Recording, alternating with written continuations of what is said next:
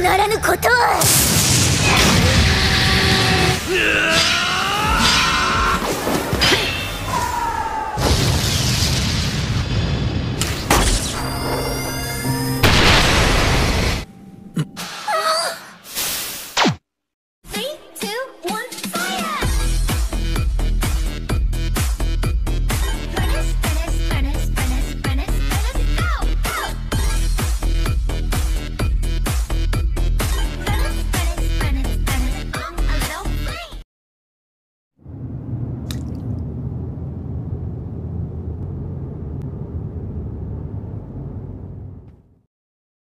Hajime, Shizuku, Suzu, Sakagami, dan juga Tio sudah selesai dengan ujian mereka masing-masing.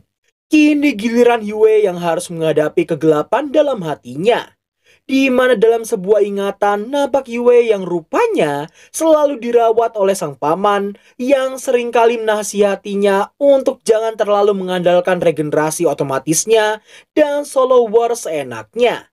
Nah, di sini kita pun akhirnya mengetahui nama asli Yue tepat ketika si paman yang ngajakin dia buat balik ke istana karena dirinya masih harus memberi laporan pada sang raja. 戦場に出向くときはちゃんと着替えること。はい、おじさま。陛下への報告もあるし、一度城に戻ろうか、アレティア。はい、でしたらまたおじさまの手料理が食べたいです。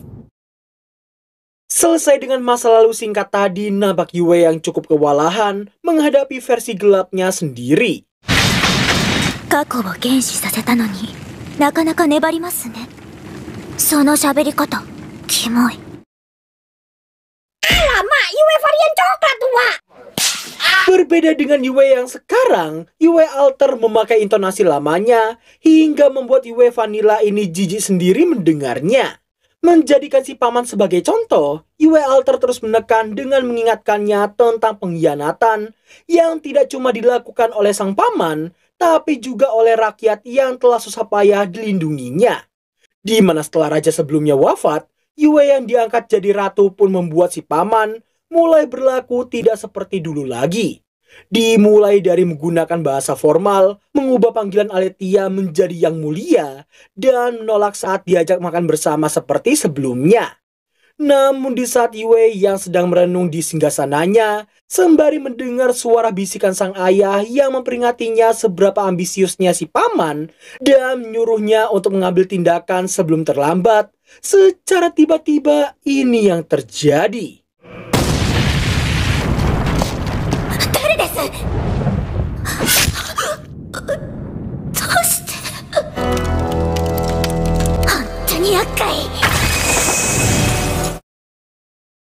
Meski sempat tertusuk karena mengingat masa lalunya, bersyukurnya aja Yue nggak mudah mati dan langsung melakukan serangan balik padanya.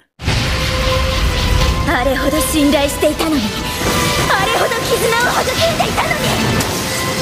人は人を裏切るのです。己の欲のために。黒歴史粉砕。 Iya, apa yang dikatakan sama Yue Alter barusan gak salah sih. Toh gue juga pernah dihianatin sama temen kuliah juga. Makanya gue gak bisa lulus 4 tahun pas waktu itu. Melihat Yue Ori yang masih bisa melakukan perlawanan, Yue Alter merasa diri mulai melemah sedikit demi sedikit. Yang artinya Yue mampu menghadapi masa lalunya itu, bahkan bersyukur karena telah dihianati oleh pamannya sendiri. Karena jika si paman tidak mengkhianatinya, maka ia takkan mungkin bisa bertemu dengan Hajime dan berteman dengan circle waifunya. Mendengar hal itu, Alter jadi kesal karena ucapan yang gak jauh beda dari si Hajime. 己が何者か考えるべきを考えずにずっと彼のそばにいられるなんて本当に思っていますか？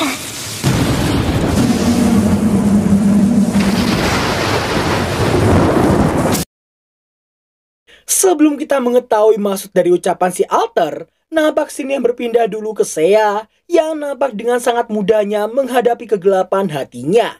Mau diprovokasi dengan masa lalu apapun, atau dikonfrontasi sekeras apapun, semua itu nggak ada gunanya di hadapan Seiya yang sudah sejak lama menerima kegelapan dalam hatinya.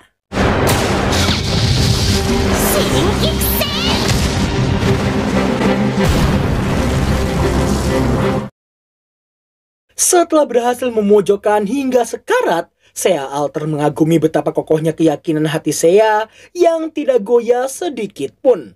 Sebagai penutupan, si Alter memintanya untuk mengerahkan seluruh tenaganya di serangan terakhirnya itu. Ikimasu yo! Kembali ke Yue yang mulai berdilema tentang pengkhianatan sang paman begitu mendengar ucapan alternya, di mana baginya rasa takut akan keabadiannya itu bukanlah alasan utamanya. Karena meski bisa beregenerasi secara instan, tapi itu bukan berarti dirinya nggak bisa dibunuh sama sekali. Yue Ori pun terkejut dan baru sadar kenapa si paman tidak langsung membunuhnya saja, dan kenapa dirinya repot-repot memilih penyegelan ketimbang mengakhirinya.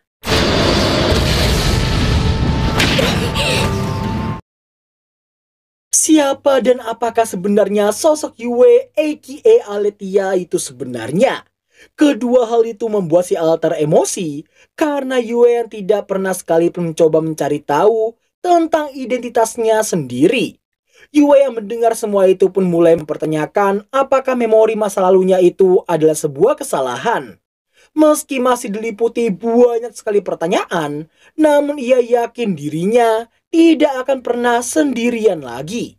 Karena kini dia memiliki Hajime, Seiya, Tio, dan meskipun tidak mau mengakuinya, tapi dia memiliki Kaori juga yang akan selalu ada di sisinya. Mendengar keyakinan itu, lagi-lagi si Alter kembali dibuat emosi karena Yue dan Hajime benar-benar hampir sama satu sama lain.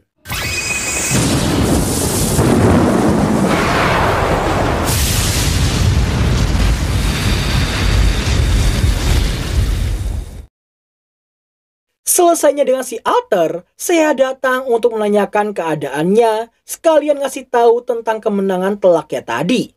Gak lama setelah Yue mengucapkan satu kalimat berupa permintaan pada Seiya, seketika itu pula situasi di antara mereka langsung menegang penuh amarah. Moshi, watashi ni nanika attara, hajime o onegai. Sontak aja Yue pun terkejut dan gak paham kenapa Seiya menamparnya seperti itu. Seiya terus-menerus memintanya untuk menarik kembali ucapannya tadi. Yue yang belum paham dengan alasan Seiya yang marah padanya malah menanggapinya dengan kepala panas, sehingga pertikaian antara waifu utama dan wakil waifu pun tak dapat terelakkan. Tataki naoshite agemasu yo!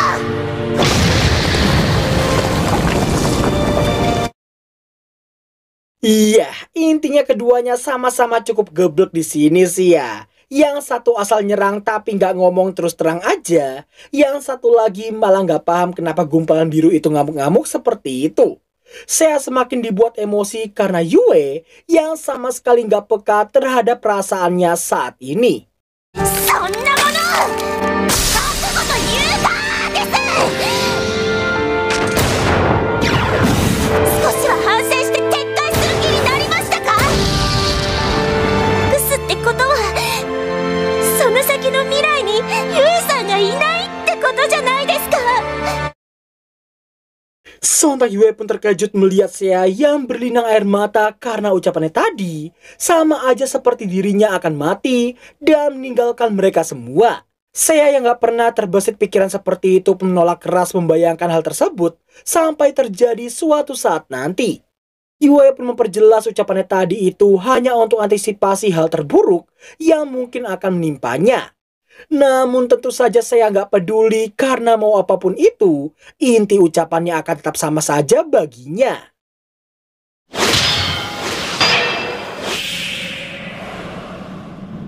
Yakusoku shita no ni Hajime-kun o mamore nakatta. Yue ni dou shiyou mo naku shitto shita. Rettoukan ni sainamareta. Sebelum kita melihat pradumekandikan dadakan antara Seiya melawan Yue, nampak sini menampilkan Kaori yang sedang menghadapi kegelapan hatinya. Iya, kurang lebihnya kondisi Kaori hampir sama kayak Suzu dan Seiya tadi, di mana dia mampu menerima dan menghadapi kegelapan hatinya, mau sepahit dan sekeras apapun itu.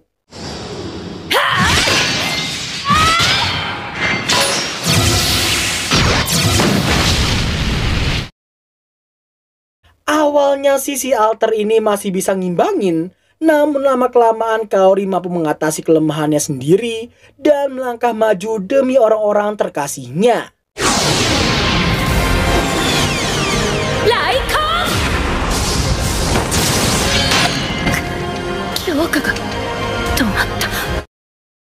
Terungkaplah di sini bahwa Kaori sangat ingin berubah. Ia ingin jadi lembut seperti Yue, kuat seperti Seiya, bijak seperti Tio, dan kawaii seperti Shizuku. Mendengar semua itu, si alter pun mewajarkan kekuatannya yang semakin melemah dan Kaori yang jadi semakin kuat. Tidak hanya mengakui semua isi hatinya, bahkan ternyata si Kaori ini udah sadar dengan perasaan Shizuku ke Hajime. Meski takut dengan kegelapan hatinya, namun Kaori bersumpah tidak akan pernah nge-cosplay jadi gumpalan pink dari anime sebelah lagi.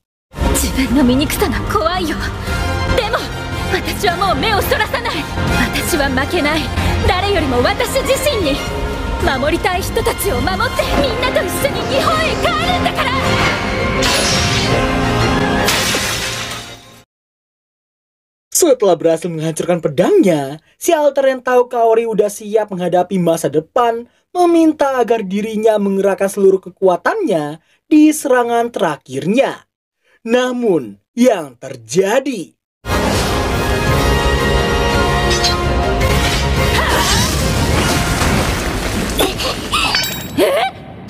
Nani? 思い出させてあげますよ、ユエさん。本当の覚悟というもの。 Hell, nah baru aja kita mau lihat ulti akhirnya Kaori. Ini 2 ekor berantemnya bablas sampai menembus area Kaori, cuy.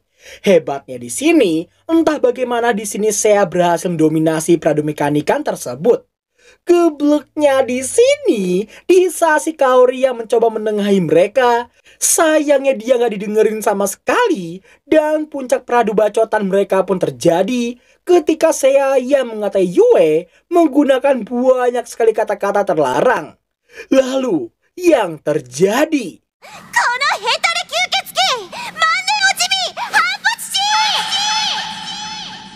Chibi, Hanpotsuchi. 言ってはならぬことを。撤回するなら今のうち。この残念ウサギ、それは私のセリフですよ。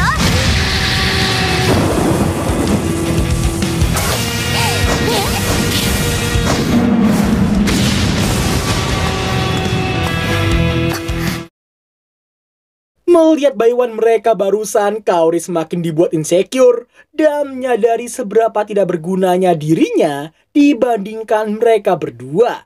Terkejut karena diri jadi kuat secara tiba-tiba, untungnya aja si Kaori Alter tidaklah jahat dan justru mencoba menguatkan dan menyadarkan Kaori Vanilla. Dame yo, anata! Ki o shikkari! Watashi te dame nanda! Iya, sou janakute! Anata wa dame janai kara! Kembali ke Baiwan Dongo dari 2 SCP Dongo yang sama-sama gak mau kalah. Baik itu Seiya ataupun Yue, keduanya terus melakukan serangan sembari mengatai satu sama lain. Bersamaan dengan area sekitar yang terkena dampak serangan mereka, Kaori Alter tak luput jadi korban dari keberingasan mereka berdua.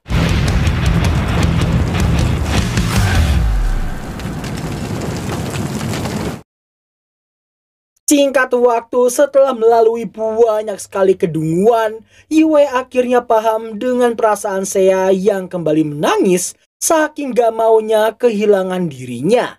Usai mengakui semua kesalahannya dan menyesali semua ucapannya tadi, Yue langsung memeluk bestinya karena dirinya sendiri juga gak mau pergi dari sisi mereka sama sekali. Oleh karena itulah, mau apapun yang terjadi, mereka akan menghadapi dan menghancurkan semua yang menghalangi mereka. Ne, 2人とも。試練の場所をめちゃくちゃにされて、これで本当にクリアできたのかな。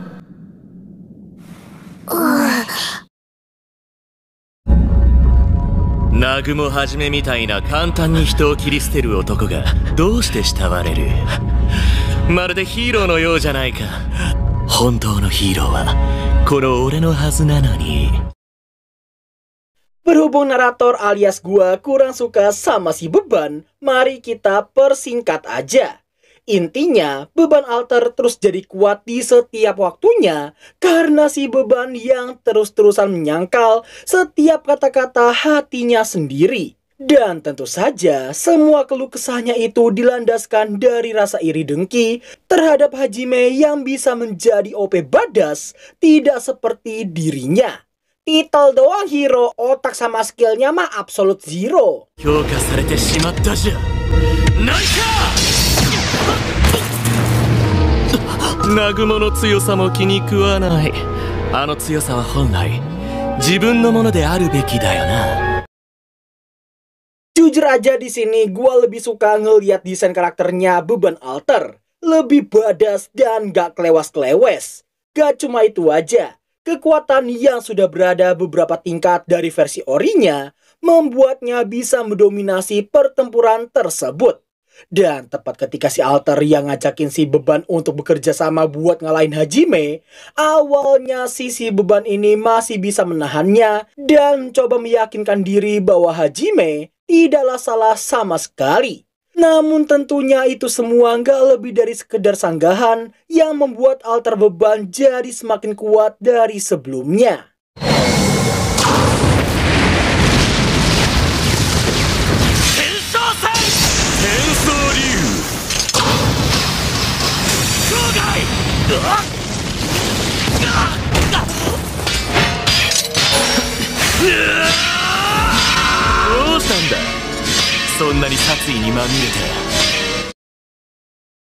Provokasi Alternya itu semakin menjadi dan mulai mempengaruhi si Beban, apalagi ketika ia menyinggung soal satu orang lagi yang mulai berpaling darinya.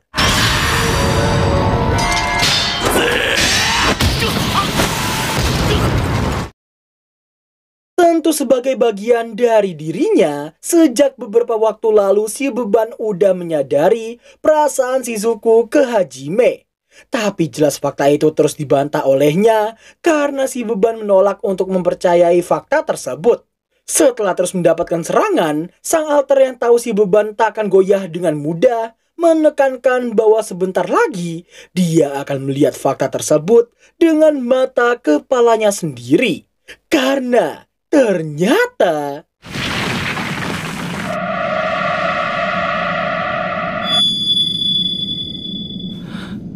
Nagumo, Kisama.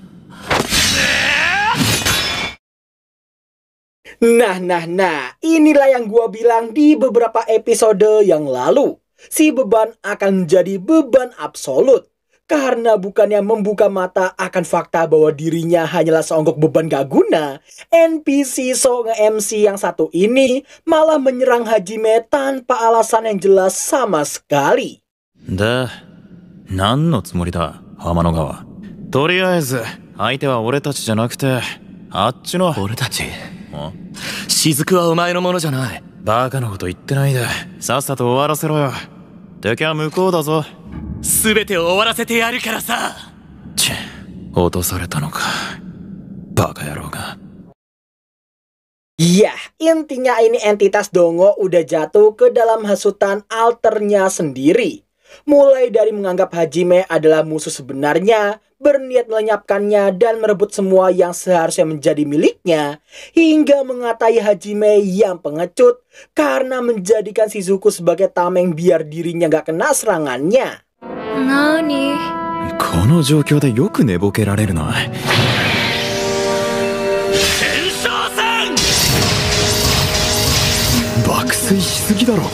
ずぶといやつだな。 ずぶとくなんてないわよ。ただ南雲くんの背中が気持ちよく。まあ八重樫のことはどうでもいい。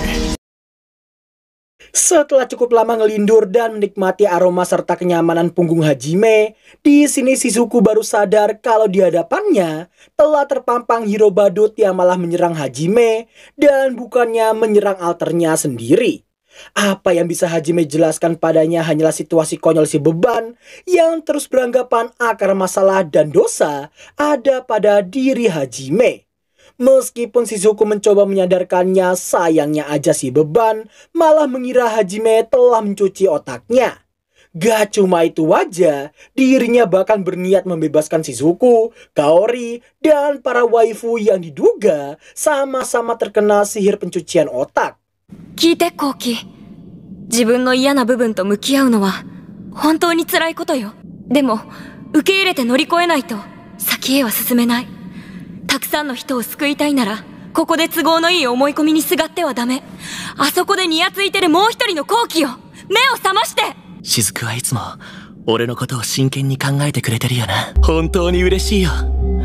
洗脳されているのにそれでも俺を思ってくれているんだから。大丈夫。あの俺と同じ顔した魔物は倒すし、南雲からも救い出す。もう好きでもない男のそばに寄り添う必要はないんだ。 Alamak, seriusan duongo sekali. Bukannya sadar ini badut malah terus nyalahin segala hal pada Hajime yang sejatinya nggak salah apa-apa. Parahnya lagi dia pakai Genkai Toppa untuk menyerang Hajime secara langsung.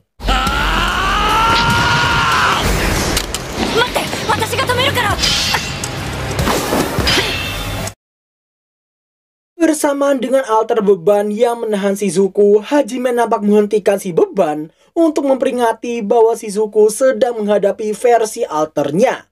Bukannya tersadar, dia malah mempercayakan Shizuku pada alternya yang diyakini tidak akan membunuh Shizuku karena alter adalah bagian dari dirinya.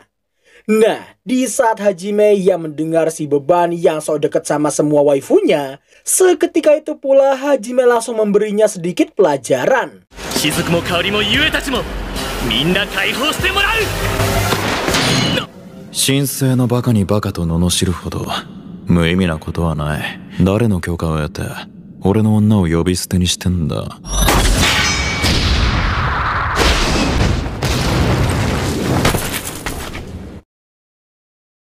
Di saat Hajime yang ingin mengakhiri hidup si beban, sayangnya Shizuku langsung mencegahnya karena dia ingin mengembalikan si beban seperti sedia kala. Namun sayangnya alter beban langsung menyerangnya hingga pingsan, juga menyerang Hajime untuk menjauhkannya agar dirinya bisa melakukan hero time dengan si versi orinya. Hingga akhirnya... 悪者からヒロインたちを助け出そうじゃ。南雲を倒した後はお前の番だということを忘れるな。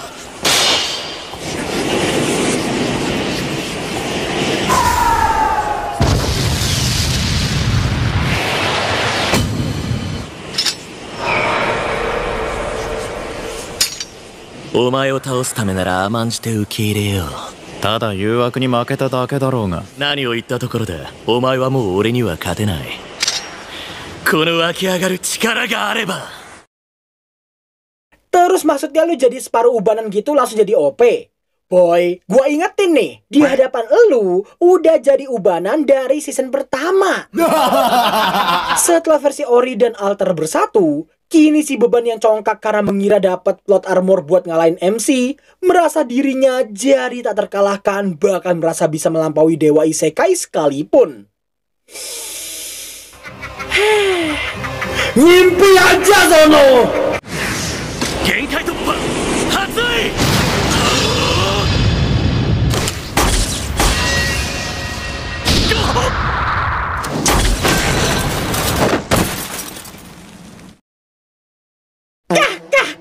Makan tuh paling kuat. Singkat cerita, Hajime yang menahan diri tentunya membuat si beban tersinggung. Tapi Hajime mencoba menjelaskan bahwa jika dia membunuhnya, maka Shizuku dan Kaori pasti akan sedih.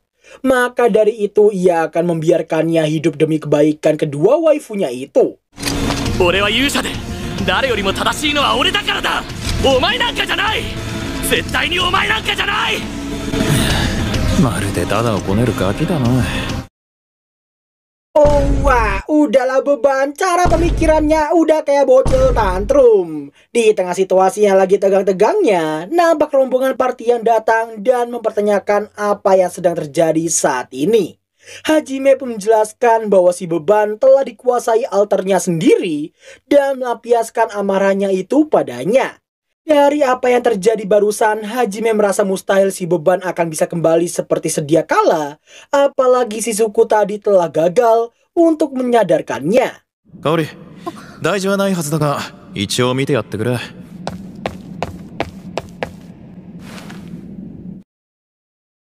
Setelah si Dongo tersadar, bisa-bisanya dia ngira Yue dan kawan-kawan datang untuk dirinya. Udahlah begitu, Sakagami dan Suzu yang mencoba menyadarkannya, malah dikira udah dicuci otaknya sama seperti para waifunya si Hajime. Dugaan tanpa otak itu membawanya nekat ingin melawan Hajime dengan segenap kekuatannya. Namun, yang terjadi... 毎回まであるわけないだろう。くそ、この卑怯者が。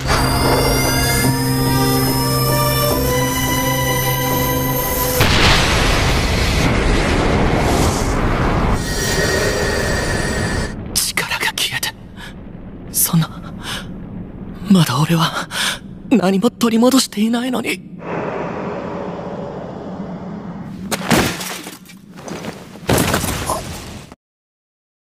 Entah apa yang terjadi barusan, tapi tembakan Hajime tadi tidak membunuh si beban, melainkan hanya menghabisi versi alternya saja.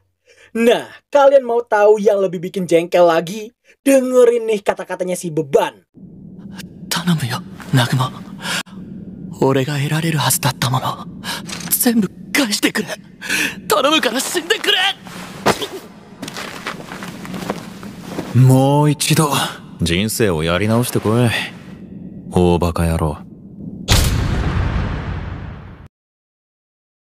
Singkat waktu setelah Hajime berkumpul lagi dengan semua waifunya, Hajime yang pengen lanjut pun sempat dihentikan oleh Kaori yang pengen menyembuhkan si beban dulu. Sempat terjadi kesalahpahaman karena mengira Hajime terlalu kejam karena menyuruh Kaori menyembuhkannya, tapi jangan sampai dia tersadar. Namun tentu saja setiap keputusannya itu pasti ada maksud tertentu, di mana tidak hanya si beban yang mungkin aja masih terpengaruh dan mengacau sekali lagi, tapi juga dengan semua hal yang terjadi tadi, sudah dipastikan si beban telah dinyatakan gagal melewati ujian tersebut. Melihat situasi yang mulai tenang, nampak Shizuku yang menghampiri Hajime, di mana ia tidak hanya ingin berterima kasih, tapi juga menyampaikan sesuatu yang memperjelas isi hatinya saat ini. Nagumo-kun, いっぱいありがとう。これはお礼よ。私、この試練でいろいろと自覚したわ。自分の悪癖も、今感じている気持ちも。彼にはユエたちがいるし、何より親友が好きな人なのに、最低だと思うわ。 Mendengar perasaan Shizuku pada Hajime, bersyukurnya aja nggak ada satupun dari mereka yang marah. Bahkan Kaori tidak masalah, apalagi ini semua tentang masalah hati. Tidak ada satupun dari mereka yang bisa mengendalikan yang namanya perasaan. Yue, Seiya, dan juga Tio pun sependapat dan turut bahagia dibuatnya. 私、南雲くんのことが好きよ。